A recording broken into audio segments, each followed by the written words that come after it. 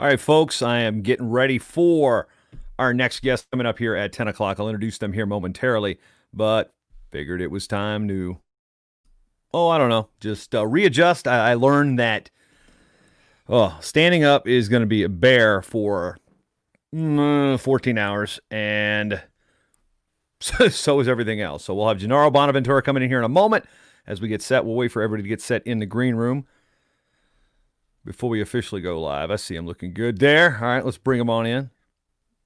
What's up? I got Gennaro in there. Now we got the other one, Anthony Bonaventura. We got Wonder Twin powers activate. Yes, sir. You know it. So we'll start officially at 10, but actually, you know what? Since you guys are here, we might as well just kick off International Podcast Day, session number 2. This is the 10 to 10:30 Central with Anthony and Gennaro Bonaventura of D3 Nation. We'll pop that up on the screen here real quick. You can see D3 Nation right there. 19 episodes right off the announcement of Matt McDonough joining the Cornell College coaching staff. So you guys are Johnny on the spot. But before we talk about the show and what you guys got going on with it, let's just talk a little bit about yourselves. Obviously, with twins, when you get involved in wrestling, you're your best workout partner. So I guess, Gennaro, the question's to you. Who's older, you or Anthony? I am older, actually, by a college wrestling match, 7 minutes. 7 minutes. You can't script this any better, by the way, and both of you with backgrounds wrestling in Division III, now coaching in Division III, and to my knowledge, the only twins hosting a podcast anywhere. Then again, I actually haven't searched twins hosting podcasts, but I also came prepared. I got the North Central College hat today. I got the Cortland Red Dragons, one of 2 Red Dragons in Division II. If you didn't know, the other one is right down the road at Oneonta, so go figure. But I also got a Wartburg hat over here, but I decided not to wear the Wartburg hat because I really don't want to create a divisive nature here on the show. But Gennaro, just talk about, introduce everything in terms of how you guys got into wrestling. Just at a young age, my oldest brother, Benny, he got into it in the middle school, high school level, and our high school program had a very good youth program. And, my parents were just like, you always want to try it out. I mean, we were playing a lot of sports anyway as kids, and, we went to the first youth practice and, just fell in love with the sport at a young age. It was me, my twin brother, and we have another brother 1 year older than us that competed as well. And then it was just a cool experience having my oldest brother coach us throughout our whole career, just having that family aspect to it. And, it was just a fun ride from the start. Anthony, what about you? I mean, 7 minutes older, man. You realize the big brother's been getting you into wrestling, right? Yeah, for sure. I mean, I was the youngest by 7 minutes, and they definitely helped me know it growing up. But, wrestling really just was a great sport for us. I mean, we were always doing it in our house anyway. I felt like our mom and dad were always being a referee for wrestling matches in our basements. And, we just fell in love with the sport right away, just like the individual aspect and, getting each other better. And like you said, we were all just great workout partners for each other and pushing each other. Now, we look at the landscape of Division III wrestling in terms of starting a podcast, which, of course, this is what today is about, is talking about the promotion. I had a D3 show called The Ice Hour, which I had launched really early on with the Matt Talk Podcast Network, and the funding kind of stopped with that. And I'm really, really excited the fact that somebody else picked it up and carried the torch. And what have, I guess, been the reasons behind starting D3 Nation? I guess, Anthony, I started with Gennaro last time, so your turn. Yeah, sure. So, podcasts have definitely been growing a lot, and it's always something that I was passionate about trying to do. And, me and my brother, we're very passionate about Division III wrestling. Our oldest brother actually finished his college career at CUNY Hunter. So that's like kind of our first introduction to Division III wrestling and how competitive it was. And then we followed it up with competing at Waynesburg University and now coaching. And, Coach Andy Vogel does a great job with D3 Wrestle, d3wrestle.com, which I know you posted the Ice Hour podcast on. I listened to those. And but it was just a matter of there was no really outlet for other news. And D3 Nation was just, we wanted to make sure that Division III wrestling was the results, the news, coaching moves. For example, like a Matt McDonough getting hired, like people talking about that and just spreading awareness for Division III wrestling because it's such a great division of wrestling. It's huge now with so many schools adding wrestling. well north of 100 teams, going into this year 115 teams, and we just want to continue that conversation and keep Division III wrestling in the forefront in the wrestling community. Well, we go back and look at your wrestling careers at Waynesburg. Ron Headley's been the coach there. Matter of fact, one time at Final X at State College, my wife and my kids and I, we went out there. We did the Hershey Park thing, but we stayed in York, and then we drove up to State College. So we're sitting there having dinner at a Cheddar's in York, Pennsylvania. And Cheddar's is like one of my favorite restaurants. And I look over and I see some Waynesburg gear and stuff. I'm like, huh, that's interesting. And I'm actually happened to wear an Oklahoma wrestling shirt at the time. About to get up and go. I walk back and I look, it's like, Ron? It's like, so there's like your coaching staff there in Cheddar's, like for some coaching thing at your, I think it was at York College. And I'm like, what are you doing here? It's like, Waynesburg's not really close to here. And all of a sudden it was just like, wait, what? How did that? Just wrestling, wrestling shirt. Hey, look at that guy. Hey, that looks like a Waynesburg hat, So it was one of those cool things that you're running the Waynesburg staff. But I guess, Gennaro, the decision to go to Waynesburg as athletes, what was that like? Kick that off with you.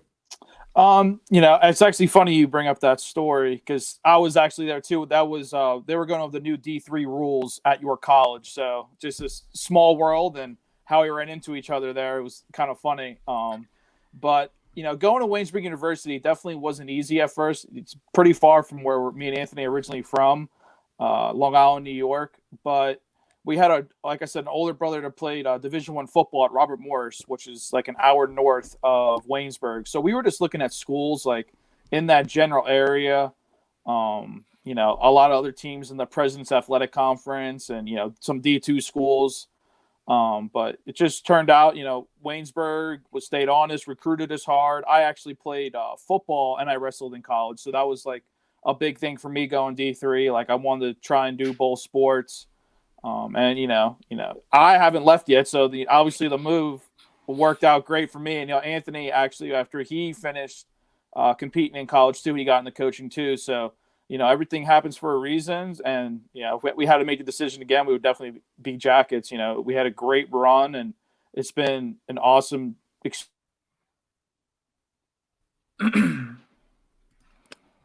All right, Gennaro dropped out for a second. Oh, look, he's back. That's quick. See, quick response here. You're up and out up here on StreamYard. There we go. What's interesting, before we get to the tech of what you guys are doing with the podcast, you're twins. You've been together your entire lives. Now, how hard was it for you, Anthony, to like, all right, I'm doing a job. I gotta go to Jersey. Yeah, I mean, it was definitely tough. I mean, for 23 years, we were together. I was definitely fortunate enough that my first year coaching, Gennaro actually had a year eligibility left. So my first coaching position at Waynesburg, I got to coach him. And, I had 1 year left on my contract at Waynesburg, my graduate assistant position. But, when opportunities like Stevens come knocking, you can't really pass them up. It was essentially a part of my coaching career where just a year ahead, at the end of my Waynesburg coaching career, graduate assistant, I was going to be looking for a full-time coaching position. So, very, very gracious for Coach Favia to reach out to me and offer me that position. But it wasn't an easy decision. I was very close with the Waynesburg staff and the Waynesburg wrestlers. But, leaving that community, I knew my brother was in great hands. Coach Headley, Coach Yates, Coach Avelka, everyone associated with that Waynesburg wrestling program are just really, really genuine and good people. And I knew my brother was going to be all right. He has he's married down there now with Heather, who also works for the university. So he had a very good connection and community there. And, and he's hit the ground running. He's doing a great job there too with Coach Headley.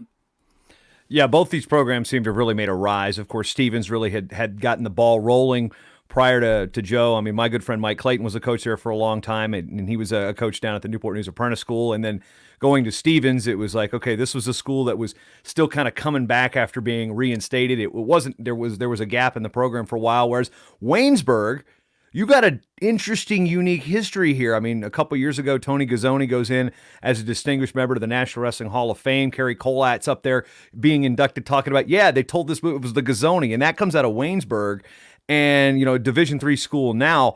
But back in the day, competing with the big guns, and I guess Gennaro, what's it mean to you to have that type of history associated with your alma mater and your current employer? Yeah, it's awesome. I mean, Greene County, Southwest PA wrestling is just, nationally known. It's one of the best in the country. Actually, I don't even know if you know this, Jason, but Coach Headley actually coached Kerry Collat in high school. That was his first high school job. And, besides Kerry, he coached some very good individuals at Jefferson Morgan, which is like 10 minutes down the road from Waynesburg. There's Waynesburg Central nationally was ranked last year. It's just a wrestling community, a wrestling town. Like, you don't see that much anymore. It's more football and basketball maybe related, but when you come down this way, it's wrestling country. And, it's just excited to be a part of that history. Like you said, we wrestle with the big guns. We have some good guys that wrestle D1, and then we had very good NAIA guys. When Waynesburg, started to struggle a little bit, it was the transition from NAIA to D3. Obviously, no more scholarship money, less funding, all that stuff. So it was a little bit of struggle transitioning D3, but Coach Headley and Coach Yates had great high school coaching careers. And when they made this transition to college, it was like second to none. And Waynesburg has been, on a decade of, very good history, and just kind of keep building on that to Division III level. I'm going to cut over and look at your 19 episodes in, so you're still pretty young when it comes to a podcast. And you start out, and where's the discussion amongst you two? Okay, how soon do we focus on Stevens? How soon do we focus on Waynesburg? Because Troy Stanek from Stevens is on there early. Then you've got the new Roanoke coach, Nate Yetzer, who spent time at Ferrum building that program, Eddie Smith-Aloris. Then, you got Millboy. Joe Rao, everybody knows he's an Elmhurst guy. Then you've got, a female wrestler from Stevens. You got all sorts of stuff. Zach Roseberry from Del Val, Virginia kid, AA kid back in the day. So, you have a cross-section of Division III guests that, I'll be quite honest with you, I'm jealous of in regards to when I was running the Ice Hour. So what's the discussion like between you two, and how you're scheduling, and what tools are you guys using to make sure that you guys get the best guests and make them in a timely manner? I guess I'll go with Anthony on that first.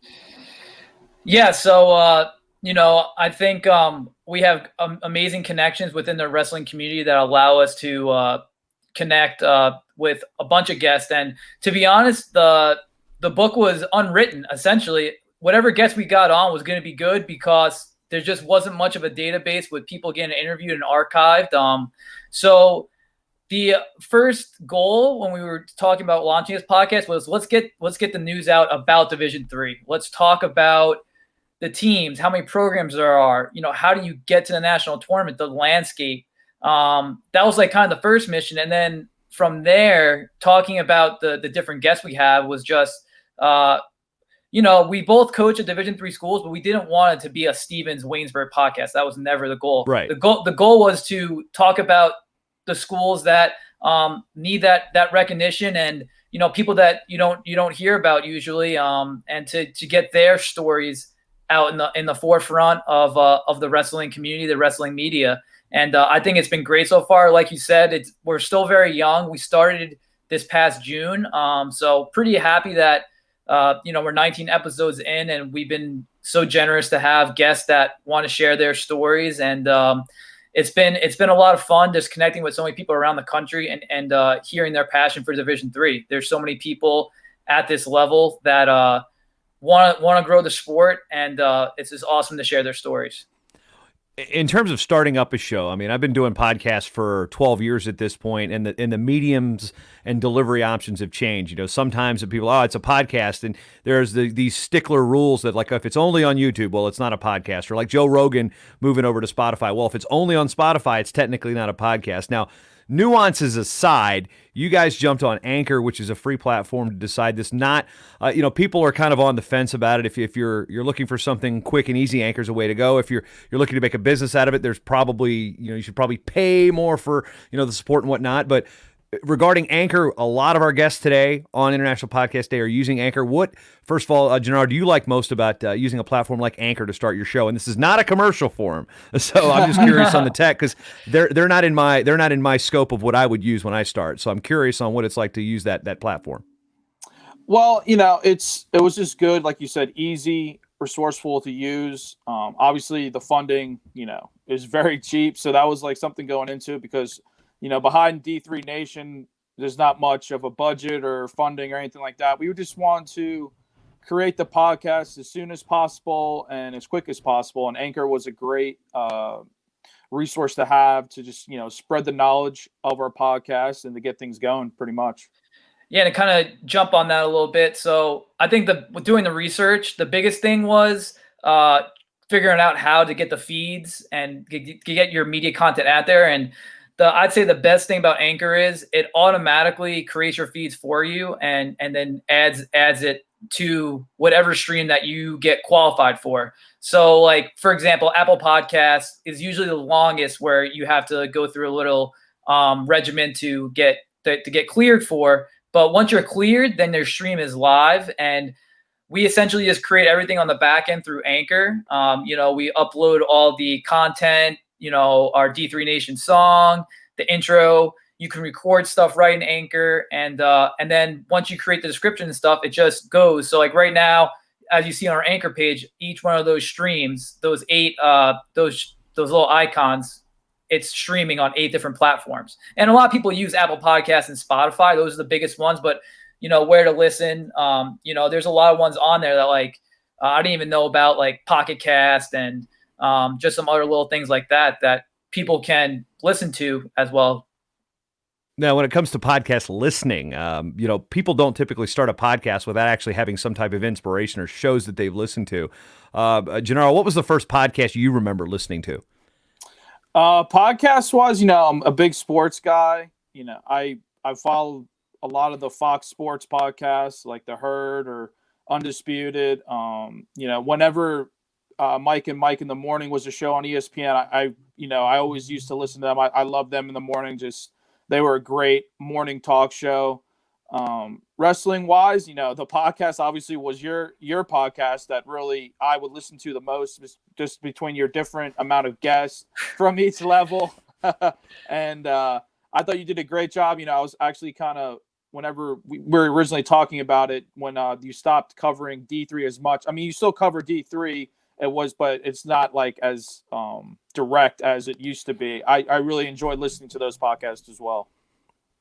Yeah, I missed my D3 show. I'll be quite honest with you, and I was looking for the funding for it because, I got a business out of this, but I mean, there's things that I do that are for. I mean, I got my D3 chairs behind me. I'm good. Yeah, I see it. I got one from. I think I got Cedar Rapids there. I think my other one my daughter uses as a desk. So I think this will be my first D3s. Well, I'll get to the D3 background in a second. But Anthony, what about you in terms of what podcast did you stumble across to really kind of entice you to jump into the medium? Well, you mentioned it earlier, but I mean, the Joe Rogan podcast was always great, especially when, those long drives from New York to Waynesburg, Pennsylvania. Joe Rogan podcast is 3 hours long. So just at least. So just turn one of those on. And it was always just crazy, the unique guests that he would have on. But, somehow it always comes back to MMA and talking about jiu-jitsu, which is always great. So that was really the first big one. And honestly, it's the #1 podcast in the world. So it came across my eyes first. But a guest that you're having later on, Ryan Warner with Wrestling Changed My Life, was another one that really, really started to get me into this project that we have now. I've really picked his ear a little bit of, how he does it and how he goes about it. And he's always been very open to reaching out of how he does it. And then, of course, with your podcast as well too, with the Rudis, the Rudis Wrestling podcast. It was Matt Derlin and Ben Askren, and then when Askren started doing the Flow Wrestling Live, the Radio Live, then you jumped on towards the end there, and you guys showed some D3 love in your final few episodes, talking about a national preview, which obviously I wish we would have been able to wrestle, but dude, yeah, we'll touch on that in a second. yeah. But yeah, the Rudis, for starters, has just been an amazing wrestling company, sponsoring so many senior level athletes, and then just the media content on top of it too. They've just been doing a great job. So I'd say those handful really got me invested into creating this podcast. Now, in terms of talking about Division III wrestling as a whole, it's something that my first tournament was in 2009, and I tell this story. And poor Clayton Rush has to hear the brunt of this story every single year. But it was the first time I went was 2009. It was in Cedar Rapids before the renovation, the old orange seats. So it looked like a home duel for Wartburg, even though it was basically across the street from Co. And Clayton Rush and Seth Flodine had met in the finals in 2008. And then in 2009, they both get upset, and they're in the Conci semis. And it was like the exact same thing that happened where Rush is winning the match. Flodine figure fours the head, sticks him, and the Augsburg fans start chanting, just like last year. And it was the most evil chant. I mean, it wasn't like, over the line in terms of, you'll get kicked out for it, but it was just an intelligently smart and painful thing to hear. And it was like, these D3 fans get it. And a lot of them were students and the large rosters of the team. I mean, one year at the Ice Arena in Cedar Rapids when the U.S. Cellular Center was under construction renovation, they were getting on the Luther fans for going around and sitting where their guys were and doing the chant. Though what was really interesting, though, is I was curious in Hershey in 2015 if anybody from the Midwest was going to do the East Coast timeout chant. And I think one fan from Luther started at East Coast time and realized they were in Pennsylvania, sitting between Wilkes and Delaware Valley fans. So that was probably the 1 year in recent memory where we saw an injury time that we didn't really have a full East Coast timeout. But I'm curious about that. I mean, because I tell my experience, and that's why I fell in love with Division III wrestling at the championships. And I've been fortunate enough to announce them every year since 2016 with Brian Hazard, with Sandy Stevens, with some others along the way. And the question is, I guess, when did you really fall in love with the Division III championships once you actually saw them? I guess, what was that experience like, starting with you, Anthony? Given the fact you wrestled in the finals one of those years too, so we did kind of bury the lead in terms of your credentials. That's okay. When you're good enough, people know the credentials, so you don't. There you go. There's the wrestling ego we love to hear. Yeah, exactly. So, actually, 2013 was my first NCAA championships, and that was in the Cedar Rapids Roughnecks, I believe, was the name of the arena, the ice arena. Yeah, junior hockey league team. I actually still have a thermal I bought from that. Gift shop. So I remember just being there for the first time, and after watching like the Division III finals like online and stuff, and then seeing it firsthand, it was an amazing experience. Like you said, the biggest thing was the fans. Everyone had their little niche. Like UW like had their chant. Wisconsin lacrosse fired up. The Luther fans were extremely fired. The Luther fans were like so rowdy, and the Iowa old Iowa Conference, now American Rivers Conference. Yeah. I mean, I've got my Nebraska Wesleyan hat over here. Brandon Bradley coaches there. I'm like glad to wear it, but I'm as much of a stickler for terminology. It's hard to not call it the Iowa Conference. I know, because it's one of the best Division III conferences. It's the Big Ten of D3. Yes, essentially, sure. And so those schools travel so well, especially with the tournament usually being out in Cedar Rapids or Wisconsin lacrosse. Those WEAC schools and now the American Rivers Conference, always such a great showing. The presence is always great. When we had it out on the East Coast in Roanoke and Hershey, also great attendance. The Johnson and Wales, Lonnie Morris and Brian Allen, they do a great job of getting their fans out there. So people are passionate about it, man, and they travel well, and competing in March is a big deal. It's the pinnacle of the sport for any collegiate season. And like you said, D3 fans, they're knowledgeable, they get it, and they also understand, hey, when you're wrestling a Wartburg and an Augsburg guy, those guys are pretty good. These teams are going for the team race and national title. So that's why it's funny you mentioned that about like the Augsburg fans chanting, but like whenever an Augsburg wrestler is or a Wartburg wrestler, like both fans are like, all right, now they're cheering again. They're rooting for the other school. They don't even know the other school, but they're rooting against the Wartburg or Augsburg. So it's just funny to see how that rivalry continues to grow over in March. And it's also great to see now being more parity, a lot of teams competing at a high level. The hat you have on, North Central College, Joe Norton doing a great job there. And seeing these schools getting good and competing for team trophies. So it's fun. Gennaro, what about you? I mean, the experience there. I mean, Anthony wrestled in the finals, but what's it like watching your brother wrestle for a championship final and that experience, and realize that nobody's talking. Well, I mean, we like to talk about the Division III, trying to champion every division of wrestling, but to sit there and realize that this is your bubble right now. This is what the most important thing to you while your brother is wrestling is your brother's national championship quest. So I guess put that into perspective to, I guess, the general wrestling public in terms of, everybody's talking about Iowa, Penn State, but there are things that are important to every person in this sport that aren't just the big dogs. Yeah, I mean, just to go off our last interview with Matt McDonough, whenever he got hired at Cornell, someone on Twitter, like a wrestling fan, because Matt McDonough is a big name, he said, don't you think this is too big of a hire for D3? And, I loved Matt McDonough's response. A lot of D3 coaches feel the same way, or D2 or NAI coaches.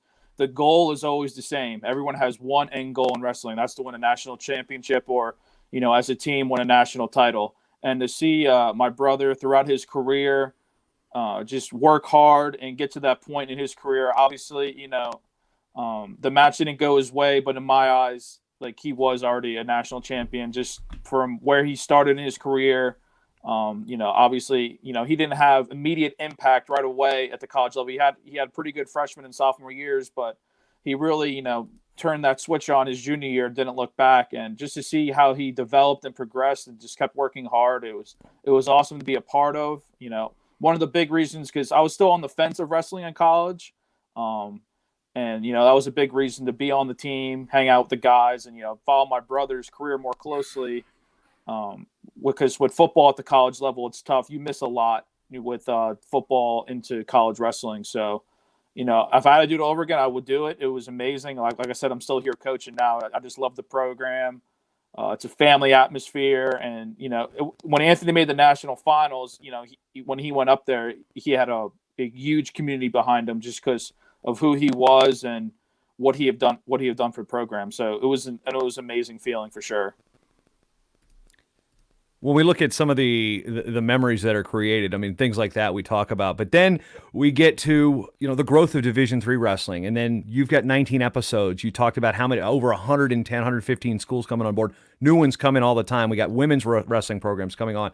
And I look through your episodes like, these guys you guys will have a never-ending supply of content. But early on, here are the 3 episodes that I think, I haven't had the chance to listen to the Matt McDonough one just yet, was listening to Ryan Epps last night. But 3 that jump out off the page to me that I found the most interesting was Jake Evans, because obviously, but what people didn't know is how old he actually was when he was wrestling in college until probably his senior year when he's pinning everybody. I mean, the guy pinned I mean, he just was a pin machine. Joe Rao, of course, made a world team and the most recent Division III guy to do that. And Midland's place winner, all-around goofy, funny guy, likes to eat. And then Jeff Riccio, who, with his background in terms of the media and knowing what Jeff has done over the years in terms of his video and his photography. So those are 3 that really jumped out off the page. So I guess I'm going to turn it to you guys. What's your favorite episode so far? And it can't be the Waynesburger-Stevens guys. Okay. Go ahead. You can go first. Well, actually, it can be. So Gennaro, yours can be a Stevens guy, but Anthony, you're kind of screwed because you can't be either Waynesburg or Stevens in your choice. That's fair. Personally, I think one of the best coaches to ever do it, Jim Miller from Wartburg, and having him on. I mean, whenever that guy talks, you better be listening. He's an amazing guy about character, competitiveness, and just to see where Wartburg is now and to know where he got them at was amazing. Just like in his second year, they were competing for a team title. That's unheard of. Going from never winning anything to being competitive on a national level is amazing. So I would say that one was really, really cool. And I think also too, another great episode was you said you listened to it recently, the Ryan Epps one, and getting an inside look of talking about his crazy NCAA finals match his junior year in 2019 in Roanoke. And getting his perspective on the match, because I mean, from us as the coaches and us watching, it just seemed chaotic, to him. Understatement. Try being the PA. Like, are you get? Yeah. Yeah. I mean, I mean, technically, when he won, he was still losing by 3 points. He was still losing the match, and he got his hand raised. And it was the most bizarre thing. And I think it was actually crazy, too, in Division II. Now, it wasn't the same thing because Epps like, was on a comeback. The Division II, actually, there was also a disqualification, but that kid was like, he dominated him, was pushing him around the mat. I believe it was the Millersville 165-pounder. So it was a little different. But in the same year, there was 2 national finals that disqualification. I was just like, I've never seen this before. And yet in 2 NCAA tournaments, it happened twice. And it was just kind of crazy to see. Question down there at the bottom of the screen from our man, JP Pearson, via our Periscope stream. Anthony, what's the map behind you? Oh, so the map right behind me, it's actually an old school map of Long Island. You know, it was my aunt's. She always had it at her house. And so, you know, that's where we grew up. As people from Long Island would say, Strong Island. I had a roommate with the Longwood, so there you go. There you go. Great wrestling program, but we competed in Section 11, and you know, big brother to Section 8, in our opinion. But so for those who don't know, Nassau County or Suffolk County? Suffolk County, Section 11. Section 8 is Nassau, who's also very good, just not as good as Suffolk County. Yeah, correct. I'm sure there's probably housing jokes about Section 8, whatever, you know. Yeah. I'm sure that because you know, with Kerry McCoy went to Longwood, Nikki Hall, who was an Old Dominion All-American and assistant for us for a while, and his son wrestled at NC State, who will be on later with Brian Reinhart with the NC State show. So there's a tie to Long Island. And Danny Sable, my roommate was George Sable. His brother Danny played football at Stony Brook and was a Fargo runner-up. So and actually, what also people don't know is Doris Burke.